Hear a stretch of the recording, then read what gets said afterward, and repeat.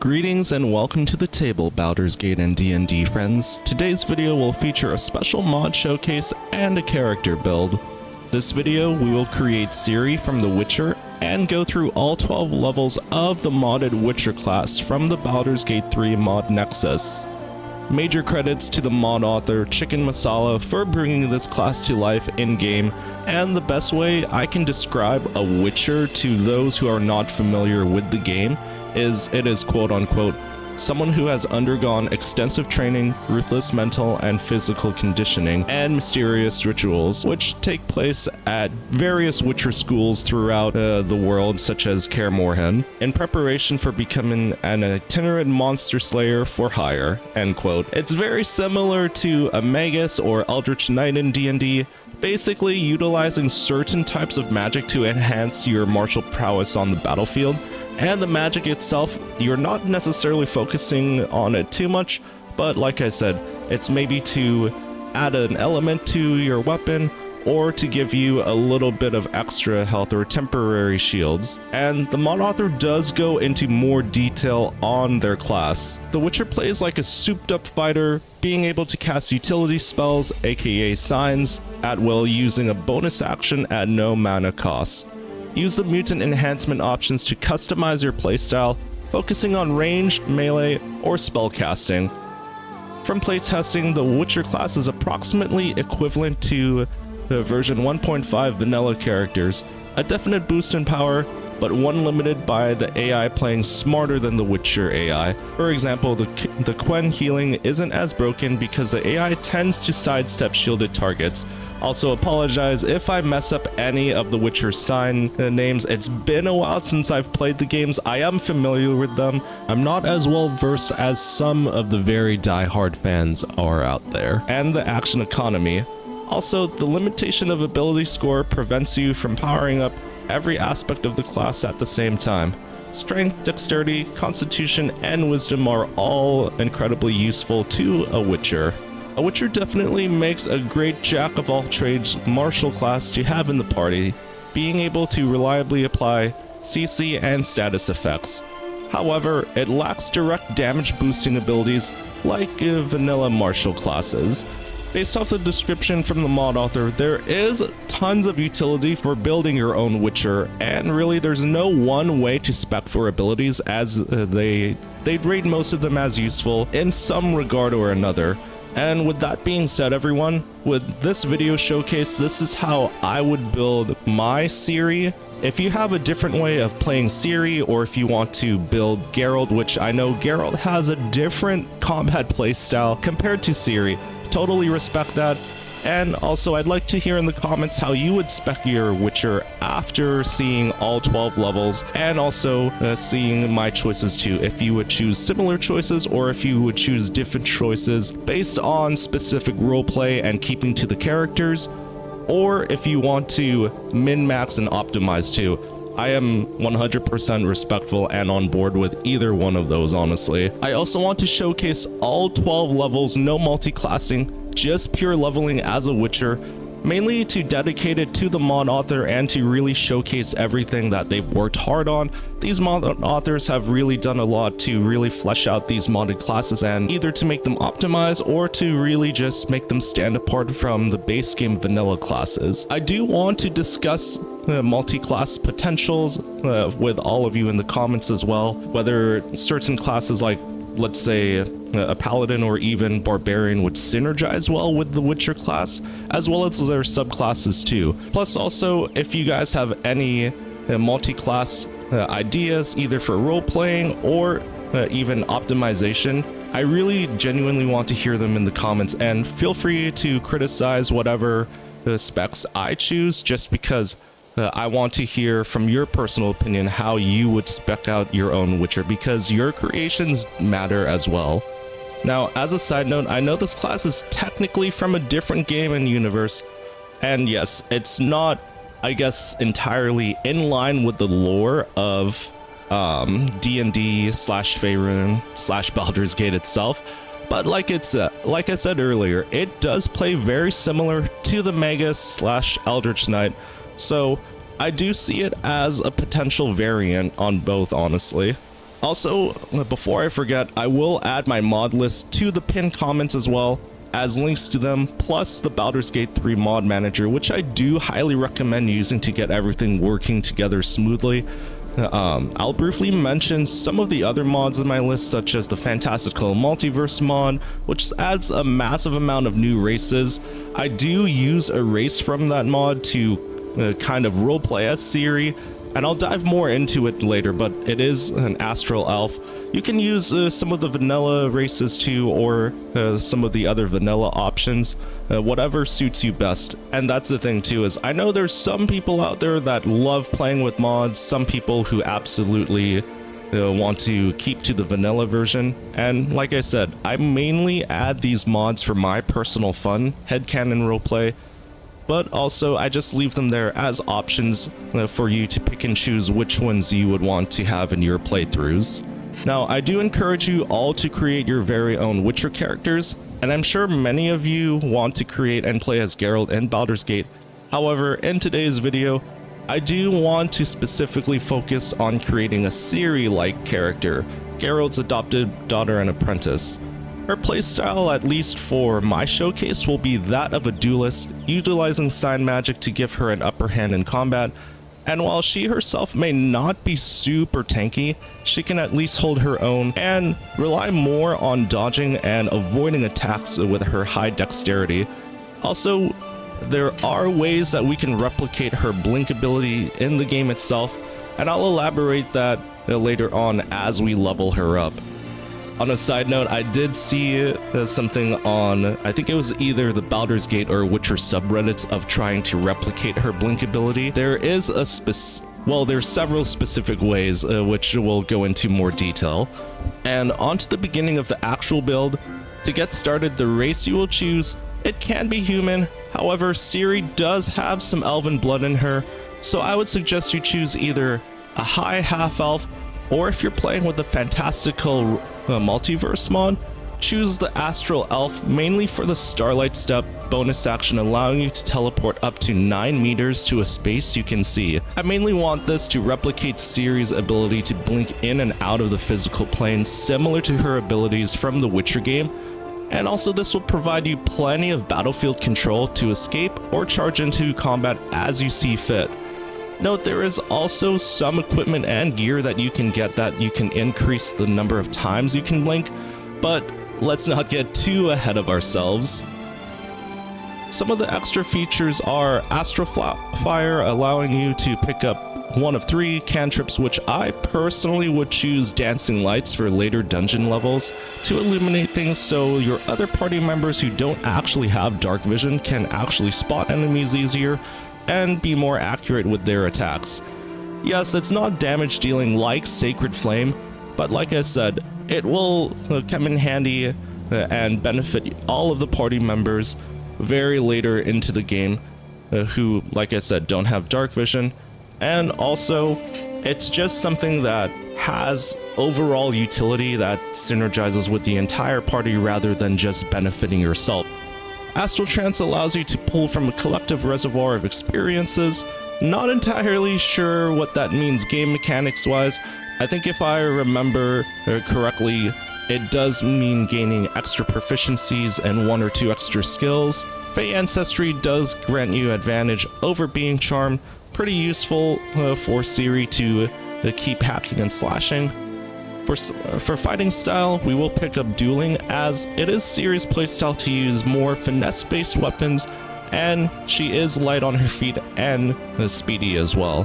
Specifically, this will provide us a +2 to damage rolls, which is useful early game, and also considering that finesse weapons aren't really too high damaging either, so we'll definitely need all the help that we can get to really just maximize how much damage output we can give to our party as well. For background, I do know that technically Ciri was and is a noble, which you can definitely choose if you want to roleplay Ciri in that sense. However, I will be choosing Urchin, more so as a nod to her living off the land and off the streets, and being driven from her royal birthright, needing to learn plenty of street smarts from Geralt too. It's a little nod, it's a definite nod to the show as well. And these street smarts are learning to be more sneaky and stealthy, like using sleight of hand and just the overall stealth skill. As for ability layout, even though it says strength is our main ability, we are actually going to take a lot of all the points away from that and allocate them into dex for roleplay purposes, since Ciri is more of a nimble fighter, and to match it, we'll need to use more finesse weapons to scale with our dexterity. Second highest will be Constitution. Oh, also, before I forget to, dex is very useful when it comes to armor class, and the higher your armor class, the higher chance that you'll be able to dodge attacks, which Ciri is all about, like I said, being nimble and light on her feet too. Second highest will be Constitution, with points also being taken away from Intelligence and Charisma to place those points into Constitution and Wisdom, since Wisdom is stated to be one of your caster ability signs. And also, as always, let me know if you would switch around any of these ability points. This is just mainly for showcasing purposes, but I genuinely would love to hear from you how you would spec and build your Witcher, my friends. Alright everyone, I know that was a little bit of a lengthy start and background for the Ciri Witcher build, but I appreciate you all for tuning in, and as we continue this round, we are going to go through all 12 levels with the subclass. Like I said, no multi-classing, just straight up Witcher classing to see how much potential we can have with this build. At level 2, we get 5 Witcher signs. Quen, which is a variation of mage armor that not only provides temporary hit points but also deals 2d4 force damage when enemies actually hit. This is a little insurance for Ciri to be more of an aggressive fighter to dive in and out of combat, and also the fact that it kind of does force damage. Like I said, it's really assuring and also gives you a little bit more incentive to actually get into the thick of combat or to be fighting multiple enemies at once. Yrden creates a sigil on the ground that acts as a trap to slow enemies down, allowing you to outmaneuver them, or to get a jump on other enemies, or even to make an escape attempt too. Axii stuns enemies for 3 turns, allowing you or other party members to provide follow-up attacks, and 3 whole turns, that is a pretty long time when it comes to combat in D&D or Baldurs Gate, honestly. Ard acts as more of like a makeshift force push spell, dealing 1d4 damage and knocking your opponents onto the floor prone for 1 turn. And last but definitely not least, Igni acts as a variant of Burning Hands in a cone shape, a short range attack, and causes burning damage to your opponents. Now everyone, first glance I totally understand the d4 damage may not be anything to write home about, but we do also need to focus on some of the status effects listed here too, from simple burning damage over time with Igni to straight up stunning your opponent for 3 whole turns. And those 3 whole turns, that's essentially a chance for your party to wail damage on them without them retaliating in return. And like the mod author said, this is a versatile class with utility spells, and all of these will synchronize well with the party. Definitely something experienced players will find exploits and synchronize well with everyone. At level 3, we gain a specialization with our elixir bonus to either lethal precision of a +2 attack with proficient weapons, or sign intensity, which means enemies will need to roll +2 higher to save against our spells.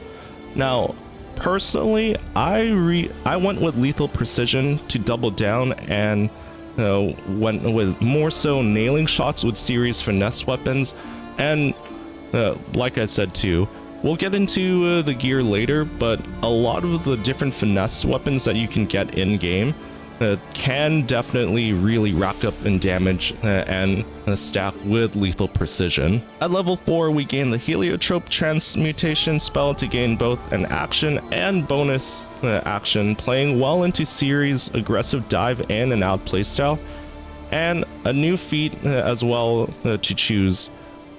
Now, when it comes to choosing a new feat, I decided to go with Ability Improvement, buffing the dexterity to 18 or 19 and giving us an edge on will saves plus more damage. Or actually, you know what? It's better to just buff dexterity to 18 and then round wisdom up to 16, giving us an edge on will saves with wisdom, plus also more damage output as well with finesse weapons with dexterity. At level 5, we do gain an extra attack feature and also mutant enhancements. For me personally, with my playstyle, I decided to choose enhanced reflexes and also enhanced movement, just because like I said in my previous Demon Hunter video, movement for fast and also glass cannon classes like the Witcher or Demon Hunter is very crucial in terms of closing the distance on pesky spellcasters or ranged attackers. And also with enhanced reflexes, being able to move first in combat turn can be a major difference maker in making sure that you and the party stay alive. At level 6, our Witcher signs increase in level alongside us, either increasing in damage output or status effects lasting longer for periods of time. Now, I won't repeat myself, but I will hover over all of these for a few seconds so you can see some of the changes made. Like I said, it's either increased damage output or increased duration for certain effects too. I really like the fact that actually there's an extra turn to the amount of stun as well. That, like I said, I think I'm probably going to be using Axie like the most alongside Quen as some of like the bread and butter signs too. And yes, these do count as bonus actions, so you can essentially use them as cantrips. Now for feat, I will be choosing a special note here. It is whatever type of playstyle you specifically like playing as, or if you feel like a role needs to be fulfilled in your party, totally up to you if you want to choose a different kind of feat. For my playstyle as Ciri, I decided to kind of make her as more of a lone wolf fighter to take out high priority targets and then retreating back to the front lines to fight alongside Lae'zel, Karlach, or other frontline party members. And with that being said, one thing I really wanted to choose was Martial Adept. And with this, you get to choose 2 maneuvers from the Battle Master subclass, and you also gain a superiority die with that too. I decided to choose Repulse, which when you pick this one, it expends a superiority die to retaliate with a powerful strike to enemies who miss you with a melee attack. And essentially, it's kind of like a punishment to them for enemies targeting you but missing you, and you get to follow up with more damage output to them. The second one, I would say choose whatever is your particular playstyle. But for me personally, I decided to go with Disarming Attack, just to provide Ciri with kind of an advantage to certain dueling opponents too, and knocking out an enemy's weapon and stealing it right from under their nose. That's just really satisfying for me. Level 7 is more mutant enhancements, which I decided to personally choose Murderous Urge to recover 6 movement speed on kills, which would provide you just a little bit extra as well.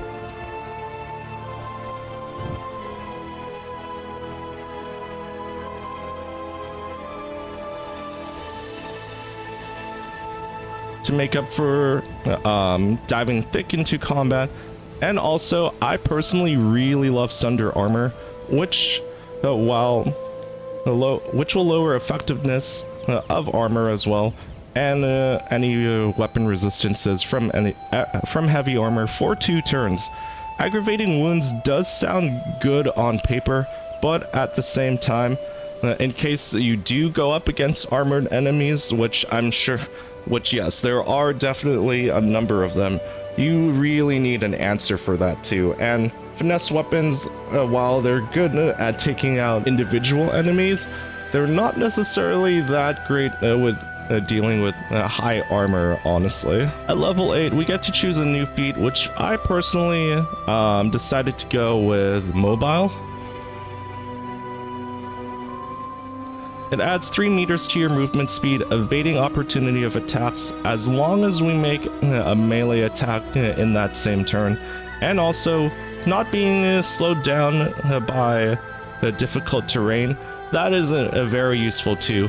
And also mobile will stack up on the previous choice with us choosing extra 6 feet after making a kill, so that's definitely something that I like having for Ciri, just giving her a lot of literal legroom to move around on the battlefield. At level 9, our Witcher signs increase yet again in either damage output or duration for status effects.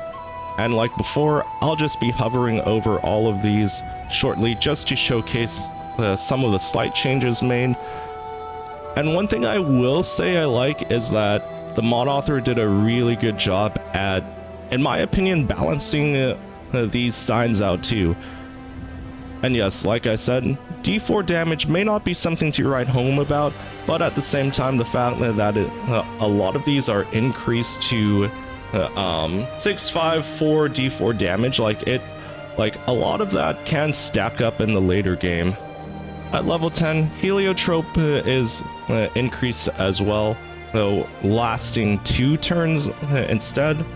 And also with level 10, it grants yet another extra attack for us. Nothing too much to say here for level 10 or 11.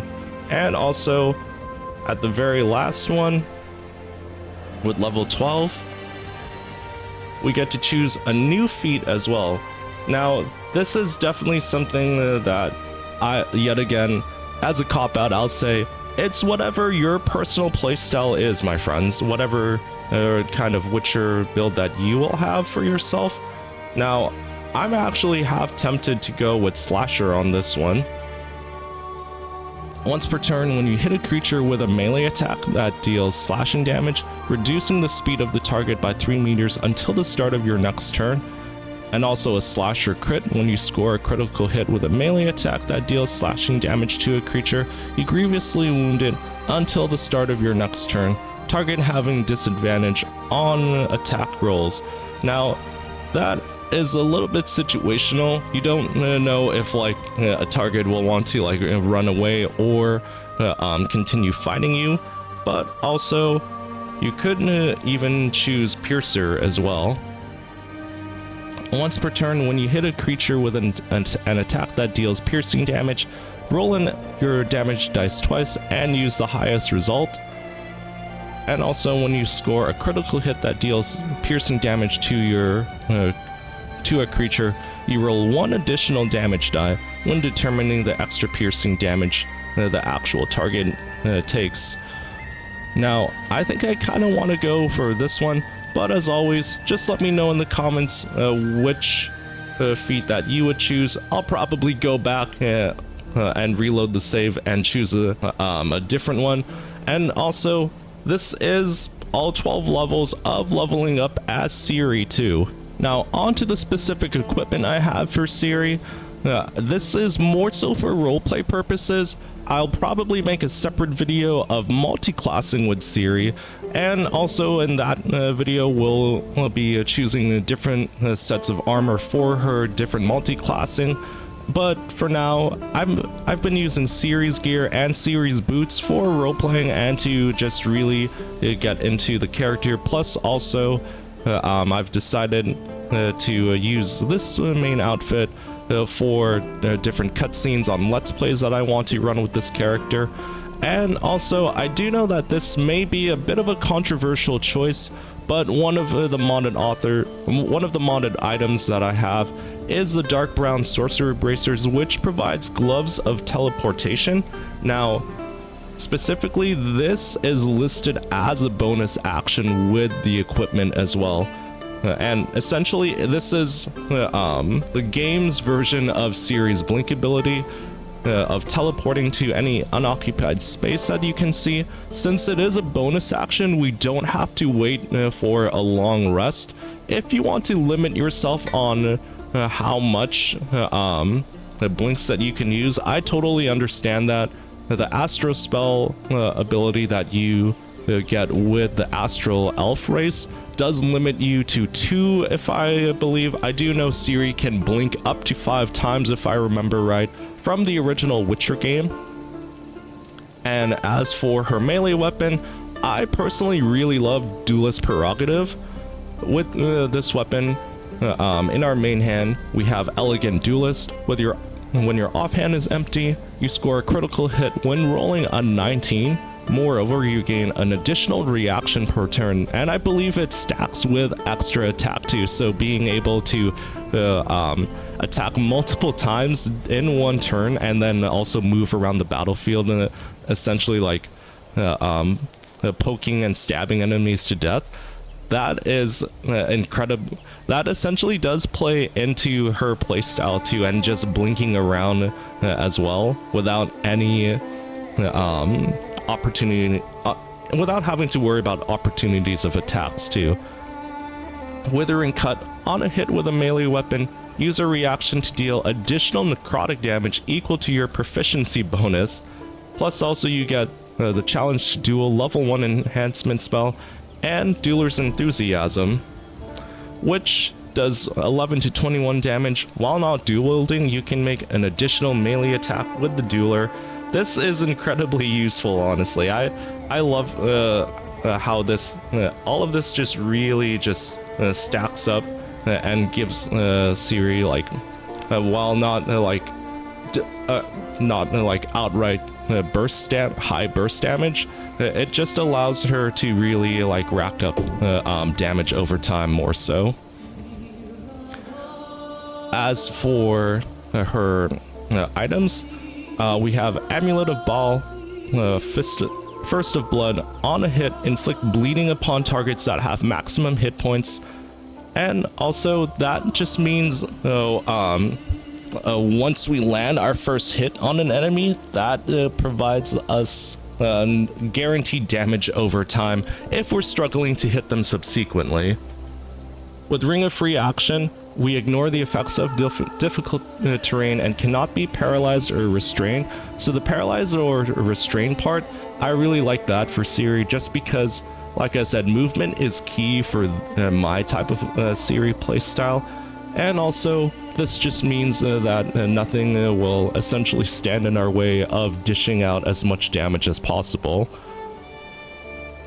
And also, if you, like I said before, if you're not the biggest fan of the Sorcerer Bracers, of having unlimited blink, you can also limit yourself with Ring of Blink, which does have essentially the blink transmutation spell. It does work slightly differently. End of your turn, roll a d20. On 11 or higher, you vanish into the ethereal plane. While there, you can't be harmed or seen in the world. And essentially it just means that it gives you a free pass out of combat to walk and run around as you please and reposition yourself.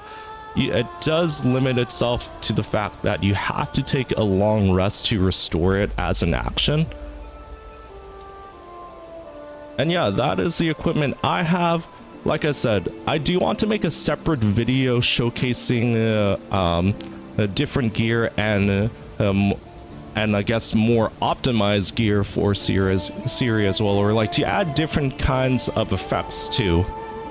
That's it for this build, friends. It's definitely a viable build for any type of Witcher fan out there. And also, it does become slightly overpowered with mods, especially with the Sorcerer's Teleportation Gloves. And I really do hope that this gets all of the Witcher fans out there to roleplay this type of character. Like I said, I'll leave the list of mods in the comments that I use to create Ciri. Let me also know in the comments your personal favorite builds.